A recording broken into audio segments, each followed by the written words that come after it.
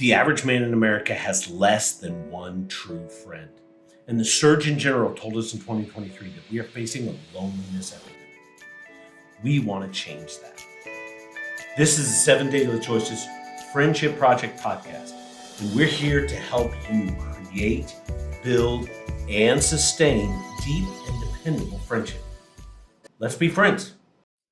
Hey guys, so I have been preparing for this. I have been working for this today to get this thing out, to start this podcast. And I want you to know, here's the plan. The 7 Daily Choices Friendship Project podcast is designed to help you build deep and dependable friendships, to learn how to create, build, and sustain a friendship that will be something you can depend on, count on the rest of your life. Listen, this journey is not going to be easy, but it's worth it. We are going to spend some time in these first 9 episodes talking to my friends, my best friends. I've got 9 guys around the world who I get the chance to talk to and check in with and be there for, and they get to be there for me all the time. And I just want to share them with you first. And then we'll talk about what it takes. We'll talk about some of the key components of creating, building, and sustaining deep and dependable friendships. It takes work and intentionality, but it's not so hard that you can't do it. In fact, I believe you can have a new friendship, one you can depend on within 12 weeks to get started, and then you can grow that friendship over time. Now, you're going to find that with all my friends, it's been longer than that. But it's been longer than that because we keep pouring in, we keep being intentional, we keep striving to be friends. So we're going to help you today. If you'll, as we start off, this first one, there's no video for the podcast because the video didn't record right. And so we're going to kick off with just audio. And then after the audio, starting the next week, we'll get on YouTube, we'll have video, and you'll be able to follow us both on YouTube and on all your podcasting apps. All right, everybody, today we get the joy of you meeting my best friend, Dale McCamish. What? Yeah. Dale and I have been together as friends for 13 years. 13 years. Time is one of the things for helping us build good friendships. Time in. But Dale and I have some stories to tell you. And Dale, just like my brother who's either coming on or been on, I'm not sure what order these are going to go in when I actually put them out, but my brother will be back, I promise. So Dale will be back as well. Actually, this is the only the first time that Dow has asked me to be on his podcast. I've been offended. I mean, he's had lots of guests, lots of podcasts, and his best friend, he just doesn't include him. I've done one podcast, all right, and we just never got there because I quit. But we're back. 7 Daily Choice Podcast. All right, so Dale, tell everybody just a little bit about who you are, what you do, kind of your life. Let them know who you are. I am very lucky to be married with 3 kids. My kids are all in college right now, which is a new kind of set of problems and a new kind of set of blessings. And I've been very blessed with God's grace to be a pastor for the last 13 years in Wilmington, Ohio, at Wilmington Church of Christ. And somewhere along the way, those 13 years, my children started taking karate, and I was watching. I just couldn't wait to get in. Dow was teaching them, and Dow and I already had a friendship, but not a karate relationship. And then I jumped in and started learning with my children. And then my 2 boys went ahead and got their black belt. I went ahead and earned my black belt. And then my daughter, she stopped about midway, but she had some health problems, and she just told me the other night she'd like to start coming back this summer. She's starting to feel a little bit better. So pastor, karate teacher, I just love teaching the Bible. And that's really who I am. I can't get away from teaching the Bible. I don't know if that explains it very well. No, I didn't rehearse. That's okay. I don't want rehearsed. Okay. Nobody wants rehearsed. We want real. All right. Second question, and this one will throw you too. What do you remember about our friendship starting? I have this thing where I go around and I meet area pastors where I'm at, and then I have this dream of unity among churches and unity among pastors, and I think I was going around meeting pastors when I found out where you were pastoring a church. So I think I called and said, "Hey, can we just get together and just talk for a minute, maybe do lunch or something?" And I think I remember meeting you in your church building, and we just had an immediate connection and conversation. It seems like we we just had we were either on the same wavelength or we had some common likes from fantasy novels or books we've read or the people we were listening to at the time, and we really hit it off. And then it's like we already knew each other when we met. And then we just kept meeting together more and more often, kept growing closer. I think that's what I remember. Yeah, and one of the things. What do you remember? Well, I thought we met at prayer group. So one of the unique things that we're a part of, and only one other person on the podcast is a part of, haven't interviewed him yet, but Dave is this pastor's prayer group, and where unity was happening when you showed up, and you were able to be a part of that and join right into that. Yeah, I say it's one of my dreams, but I got to come alongside of something that was happening. I didn't start it. Don't make the mistake that I'm saying I started it. I was able to jump in with it. Yeah, but what's really cool about that is that sometimes friendships start because you walk into a group that have figured out how to kind of take care of each other, and you're like, yeah, okay, I want to be in this kind of relationship. And then that opens opportunity to get really close. And then my first memory then after that is being in your office and looking at your bookshelf and going, oh yeah, we're good. That looks like my bookshelf, and that looks like my bookshelf. And I think I borrowed a book, and I may still have the cover for 13 years later. Was that a Eugene Peterson book? Yeah. I've been missing that book. Yeah. So, all right. Let me ask you this. So 13 years, we have a lot in common, but aside from that, why are we still friends? I mean, because friends don't always stay friends. Well, we both have been there for each other during difficult times. We haven't left each other's side, so that counts for something. You know, that loyalty through difficulty, or the sticking aroundness. Is that a word? Sticking aroundness through difficult times builds a stronger bond. Yeah. And I think we've done that. We've also taught together a lot, and we also are respectful to each other. We try not to step on each other's toes. And even after being familiar with one another, we still don't take each other for granted, I think, which is helpful. And so we keep looking out for each other, and we are able to call each other out for any BS we're throw out. And that hasn't hurt our friendship, I don't think, but it has enhanced our friendship. So all of those put together, being with each other, doing stuff together, watching out for each other, respecting each other's. You know, there are lines. Hey, if I'm going to be careful to cross this line because that starts impeding on you. You start impeding on me. We're respectful, and we don't hurt each other's feelings that way, I don't think. And then we're able to have those conversations. Hey, I'm struggling with this, and then you're able to tell me, well, you might be doing something wrong. Or you say, I'm struggling with this, and you allow me to say, well, you might be doing something wrong too. And so we help each other take responsibility for our actions. And that just has continued to grow our friendship stronger together, I think. Yeah, that's so important. At those times, to be a true friend means you're not just going to be nice all the time. And when you're telling the truth that's hard, you're not going to be unloving, but you are going to speak the truth that's hard because it makes the other person better. Yeah, I think we love each other. Yeah. As a very manly, non-homosexual love. Yes, but yes. Definitely love for one another. We like a lot of the same things, and you know, we like watching the NFL. We have a bond in karate, but probably the baseline is we both are Christ followers. Yeah. And Jesus draws us and unites us better than football or even karate. But we're Christ followers. We pray together.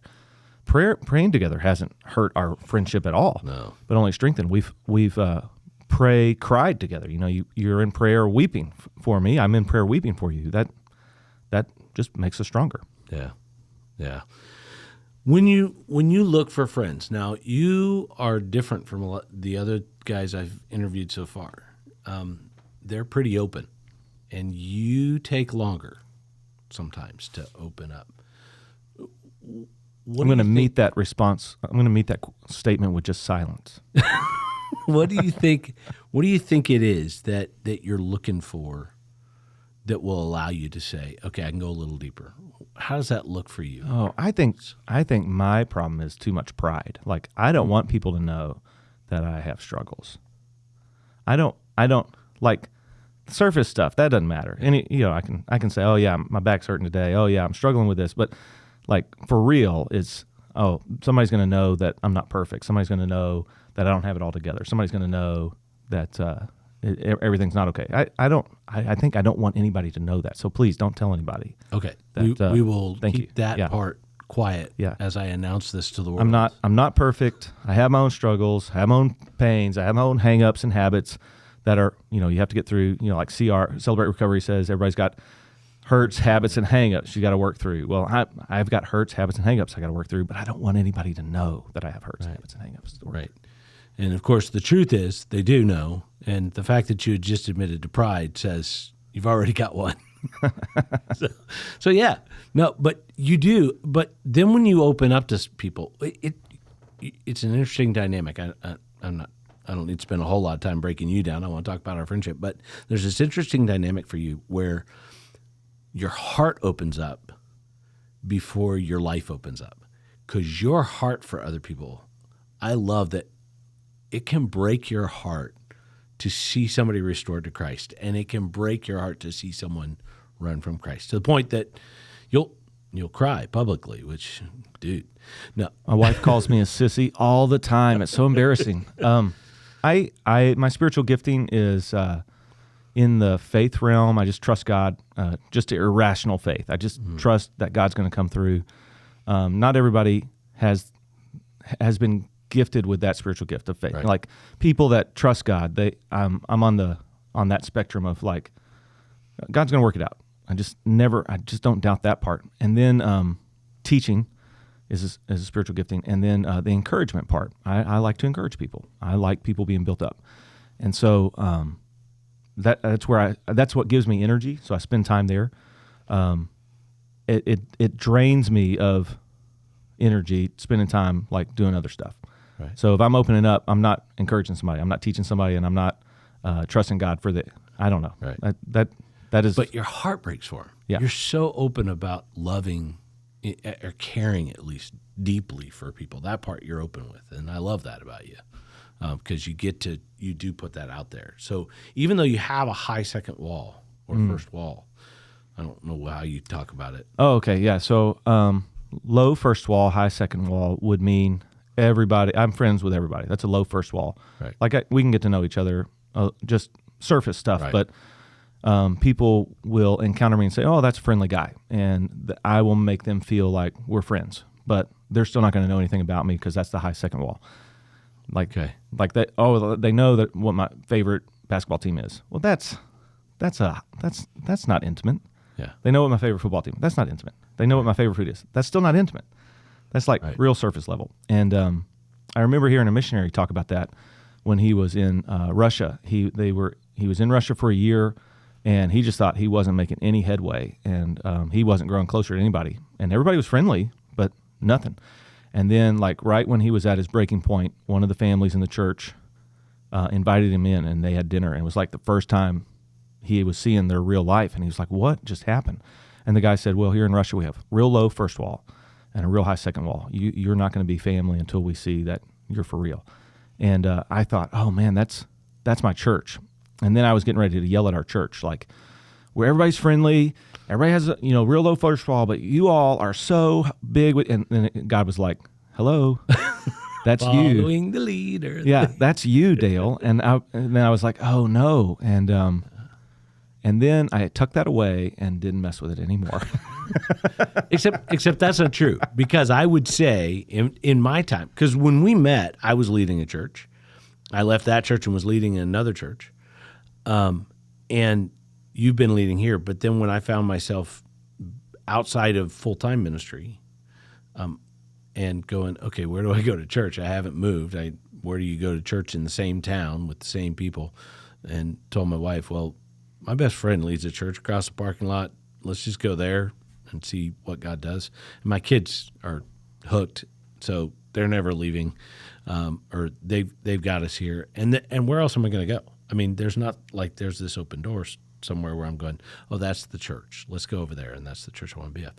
But over that time, especially the last 3-4 years, I have seen our congregation become more and more caring for real things in people's lives. And so lives are being transformed.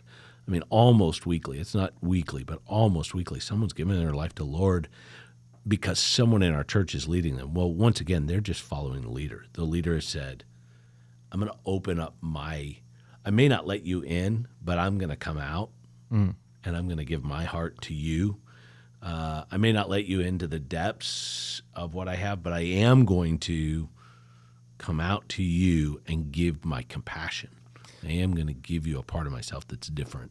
I was just teaching a new small group leader that last night. We were going over accountability questions, and shoot if he didn't ask me accountability questions. And they were hard ones. Have you, the question, something like this, have you violated one of your core beliefs in the past week? Have you disobeyed God intentionally? Those are hard questions. Yeah. And of course, I said nothing. He asked those questions, and I tried to answer them honestly. And I told him, because I'm doing the training, he's getting ready to take over a small group. I said, with those questions, your group will be as vulnerable and open as you are. So if the leader is transparent and the leader is vulnerable and open, then your group is going to feel the freedom to do that, because you're going to be offering grace and you're going to be reminding them of the grace of Christ and the forgiveness. And probably over the last 5 years, our leadership team at church, you said you've seen that at our church, our leadership team at church has been, our elders especially, has been asking those questions and holding themselves accountable. And that gave me freedom to open up a little bit more, being held accountable. And our church feels that and sees that. And they see our elders saying, hey, you can't live this way and follow Christ. We see this in you. And they're not killing people doing it. They're just being loving Christ followers. They're saying, hey, I see this in you. This is you're straying a little bit to the left. You're straying a little bit to the right. You're not following Christ in this area. How can we help? And for the most part, when they have done that, especially in their men's group, especially among the elders themselves, people have responded with, oh, thank you, I need help here. And then they're able to pray, they're able to walk with, they're able to ask follow-up questions. Our elders, they have grown into that. They start off their meetings in 30, 45 minutes of prayer. This is a business meeting, not a prayer meeting. And then they go, okay, we're going to do our self-evaluation. They said, Jack, you're up this week. Go over your job description as an elder and where are you failing? Where are you doing it? You tell us, and we're going to hold you accountable. And they go around the room to do that. And then they say, okay, who are you talking to about Jesus? And, once you start asking those questions, like, are you being responsible? You have to step up, and they're being honest with each other. And that's been trickled down in our church, and probably has affected me too. It's what you dream about, and it's so scary to enter into. You dream to have that type of transparency in leadership and that type of accountability in love and grace. But then what happens, it's scary. But if we just trust God, like he tells us to do it, if we just do it and trust him with the outcome, it really is a better community. Yeah. And that, so I say I hide it away, but I do try to with the fear of God, enter into those conversations too. I heard somebody say this yesterday, and I repeated it: wisely vulnerable. Yeah, I'm vulnerable, but I'm also not. I'm not meeting someone and saying, "So here's my darkest sin. Here's what's broken about me." I'm letting people in that allows me to kind of test the waters as we go. But if I want to make friends and I want to have friends like we are, somebody's got to lead. Yeah, somebody's got to lead. And people will follow us as transparent as you go if you're still doing it in truth, love, and grace. Yeah. And Alan Algrim, we looked at that same book together. It's like honest with everyone, but you don't have to say everything. You did that in your karate class the other day, and you did that on Facebook. Just because it's in your head doesn't mean you have to say it. Right. But anything you do say needs to be honest. Right. Well, Alan Algrim teaches that too. Everything you say is at least honest, but you don't have to say everything. And then, and that's to everyone. And then for a few, you can be a little vulnerable. Right. Not a lot of vulnerable, but for a few people, you can be more transparent because you've developed a trust with a few people. But then for like a very small minority, like he says every church deserves to have a pastor with no secrets. Well, it's not everybody knows the pastor's secrets. It's his select few people that hold him accountable, that know everything about his life. They really do know everything about his life because he's honest with them, and they offer grace, and they offer truth, and they offer accountability, and they offer restoration. And that very top of that triangle is like they do know everything about you, and that's hard to get to. And that's where trust is. That's where grace is, and that's where we're supposed to go. Yeah. And I think in the new kingdom, when Jesus comes back, that's where everybody's going to be, and it's going to be beautiful because we won't have any shame, or won't have any sin, we won't have any guilt. We'll be completely remade. But the spreading the kingdom on earth is moving into that place of grace and truth and mercy, and that's hard to get to. It's hard to get to. I think as men, we really struggle with that stuff. I think we struggle to, my brother says it this way, take off our fig leaves and not laugh at each other or judge each other. Right. Right. And help each other and be honest. But in the perfect world, prior to the fall, fig leaves didn't matter because there was sin wasn't going to make that a problem. Right. Yeah, no sin. And Dallas Willard will say Adam and Eve glowed with the glory of God. They were in his presence and they were glowing. And he said, have you ever tried to look at a light bulb that's on? You can't see the light bulb for the light. And he wonders if Adam and Eve glowed with the glory of God, and they couldn't see each other really. Yeah. They could love each other, but they were just glowing with God's glory. And then they sinned and the glory's gone. They can see each other for real all of a sudden. And then they were naked and ashamed. Yeah. Wow. I don't know. That's interesting. Well, Jesus restores that, though. Yeah. Jesus restores that sense of I can't even describe it. Jesus brings about restoration. Yeah. Mike, you mentioned specifically, and as a pastor, I think sometimes it's harder when you're leading a large group of people who expect you to be at a certain level of maturity in your faith and stuff, and yet all of us are still moving in maturity. In some areas, we're more mature than others, and the freedom, there's a struggle with freedom sometimes, and therefore you need some friends with whom you can be completely free to be immature in the places you're still immature, mature in the places you're mature, and struggling in the places you're struggling, and growing in the places you're growing, and to work through that. Well, you need a friendship that provides grace in that area, but and still says, well, you can't actually go down this path. You can't stay on this path, whether it's a heretical something or whether a lifestyle or a life choice, or we can't let each other pursue sin in our immaturity. Right.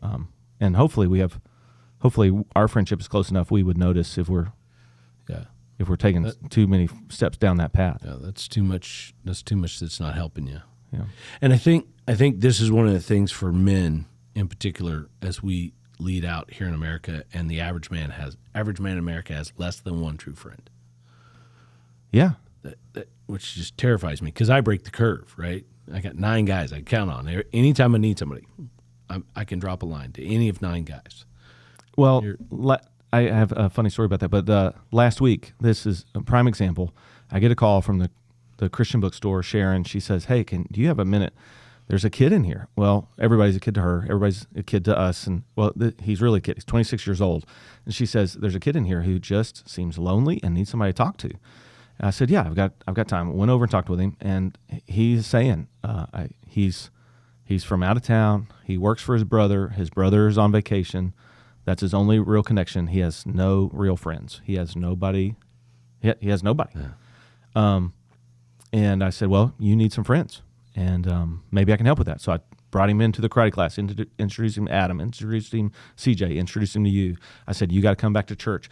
On Sunday, I had a guy who is very outgoing with his personality, loves to collect people, loves to encourage people.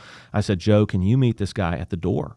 And you show him around. You stick by his side. And that guy they're not, best friends, but now he has friends, or at least friendly, low first wall, right, that he can immediately reach out to. Well, Joe introduced him to our elders. He said, you got to come to the men's group called The Cave, because Jeff has been pouring into me, and Tim has been pouring into me, and Ed has been pouring into me, and Kenny's been pouring into me.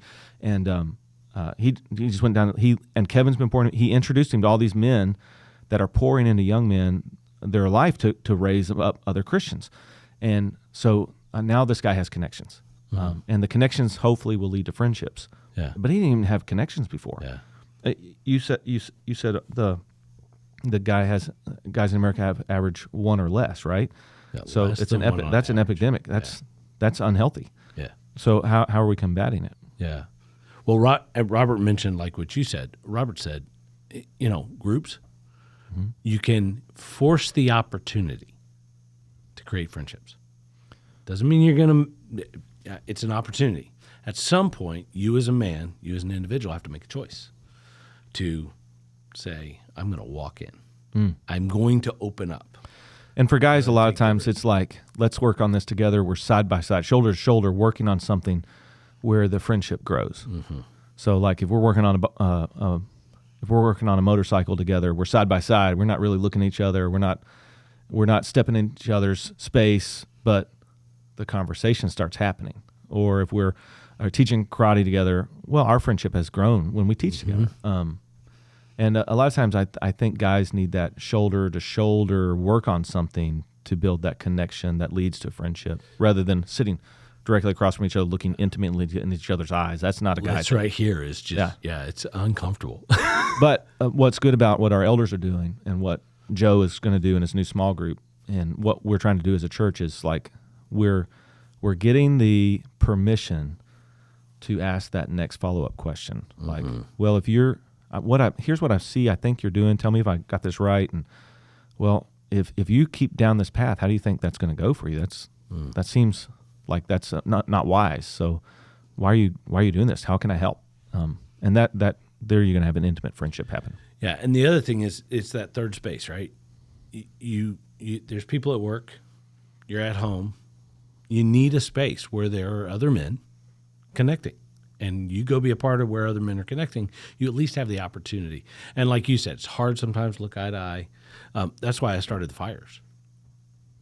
Yeah. It's really easy to look into a fire and tell a guy intimate details that... Because you're shoulder to shoulder. You're not looking at each other. You're looking into the fire. We had it was raining so hard the last one. And so I had that propane indoor fire. We were just trying to make sure we didn't get asphyxiated inside. But, I got that 4,000 square foot warehouse. We were fine. But the fire made a difference. We had a new guy show up, a guy who hadn't been there yet, and was open from the moment he started because he didn't have to look at us. Do you think it would have been the same if you had something else in the middle, like we're putting this engine back together, or something? Yeah. Or hey, we're going to teach you how to twist people into knots right now and protect each other. And he's been a part of that, so he's in the karate program. But to sit, to stop for a minute, to talk, but still have something else to focus our attention on while our hearts open up was really cool. It's really kind of a cool dynamic, and that's why. Maybe that's why food is such a good binder, because you have something in between. You have food, and you're doing something. You're eating, and you're not really looking at each other while you're having that conversation. Even if you're sitting across from each other, you're still eating. There's something in between that helps that. Yeah, and I wonder, when you think about Christ at the table at the end of his life, he gave us the table to continue to consider, right? Mm-hmm. Is there a place where, when we put the table in the center, and then we examine ourselves, that it might, I don't know, I have this image of it opening us up a little bit because the table's in the middle. And of course, as you know, in the New Testament, we had both things happening. You had table with dinner, and somewhere in there they would have communion, and then they also just honored communion. So, yeah, there is something. I think Jesus knew ahead of time the ability for food to connect. Yeah, and he knew ahead of time the feel good chemicals that are going to be released in our body when we eat together. That's why he said, "Hey, do this every time you gather together. Do this in remembrance of me." There's something to it, which it just occurred to me. As close as we are, we haven't eaten a whole lot together. We've built our friendship around other things. We probably need to do more food. Lots of Chinese. Okay. Lots of Burger King. All the things our families won't eat with us. Yeah, we eat together. But I will say this. When our church has been led to surround a table together with a few other people, there's a different kind of connection that happens, a different openness that happens during communion that is beautiful. Yeah. So, gonna wrap this thing up. We don't want these to go. I mean, we're not. We could talk for hours. You and I could share stories, and we haven't even gotten into stories like what's your favorite story of memory of our friendship or any of that stuff. But well, just last week you preached for us. You filled in for me and did a great job. And you talked a lot about friendship, and I was medicated. Let's just say a little bit floating off the ground, a little bit higher, and I had to come out and close with prayer.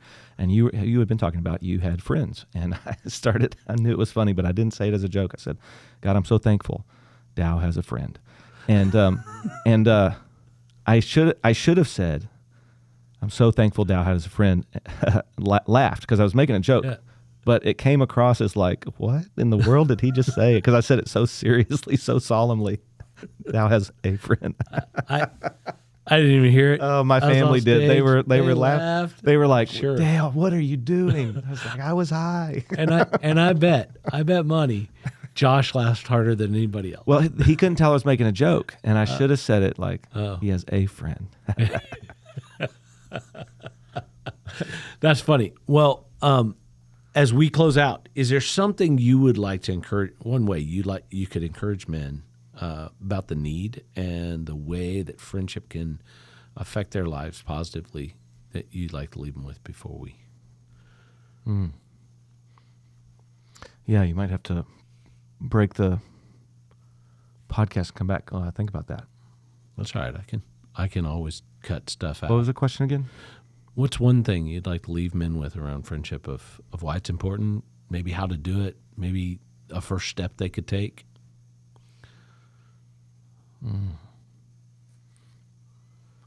Well, everyone needs friends. Like, you're not going to be healthy. You're not going to be your best self without friendship.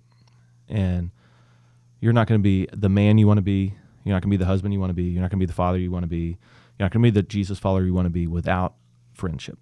So that if that's missing from, and if you think about like tools, we all have tools we need. Tools on our tool belt, our Batman utility belt. We all have the stuff that we need. If you're a Boy Scout, you got to be prepared. You're not going to be prepared if you don't have a friend. You're not going to be the superhero in your family if you don't have a friend. You're not going to be the Christ follower that is the manly Christ follower that God calls us to be without a friend.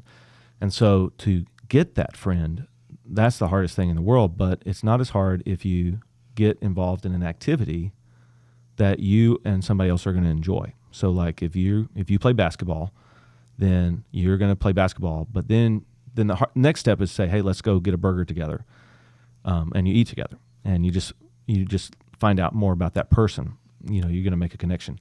Or hey, I'm gonna host a Super Bowl party. Anybody like chips and dip and watching football? And you're gonna, okay, well that you got to do a follow up. But the activity is going to be the initial binder, I think, or the easiest way to get a friendship is the activity that you enjoy together. I think that would be the first step. But then the hard next step is say, hey, you want to go get a burger together or something? I like hanging out with you. That's a weird thing to say to another guy. That may not work. Yeah. Let me back that. Take that back. I don't know. I think you're right though. You just say, hey, you got time for a burger this week? Yeah. Or a cup of coffee. You don't have to say any more than that. Yeah, cup of coffee. You want to come hang out? I'm going to watch the John Wick movies. You want to come hang out and watch John Wick movies? You're going to know the guys that you would feel comfortable doing that like pretty quickly from the activity. Yeah. I'd say that's probably the easiest way to jump into pursuing a friendship. Yeah. Go get involved in a church. Yeah. Get involved in a small group. There's going to be friends that come out of that. You get in a group. There's going to be one or two people in there that you connect better to than the others, and that's normal. That's natural, and that's the person that you're going to be able to turn to and say, "Hey, can we go? Would you mind praying for me a little bit more, just outside of the group, not in the group? Can we go get a cup of coffee? Can we go get a burger? Can we go watch the John Wick movies?" I'm going to keep coming back to that. The other thing you can do, and I've seen you do this intentionally, is if you're going to you want to draw closer to a guy, you want to open the door for a guy to get closer to you, you want to do that. But, we're not dating. You don't want to be weird. You say, hey, Dow and I are going to get Chinese. You want to come? Okay. And invite that so that they're the third guy. But then when you get out, you and I know each other. We don't know. I'm thinking about Nick right now for some reason, Nick Clark. Okay. And we open that door. Hey, Nick, tell us about you. And we just sit back and. Yeah, and Nick is very similar to us, so Yeah. we just that just fit together really nicely, and we would follow that up. But other guys are not going to be. I don't know. But I don't know if they go to the John Wick thing, and then you say, or even come to church, that third space, you meet Joe, and Joe says, hey, you know who you need to meet next? Come to this thing. It's not come with me and let's go be. It's But that's come to helping this other people thing. make friends. That's not necessarily me pursuing that. I don't know. It's a little of both. But thank you for that time. I do want to encourage guys before we go, if you are struggling with what's my next step and I want to make more friends, that's what 7 Daily Choices Friendship Project's all about. We want to help you figure that out. We want to help you learn how to do that. So, Or you can just call me. I'll be your first superficial friend, and then pass you.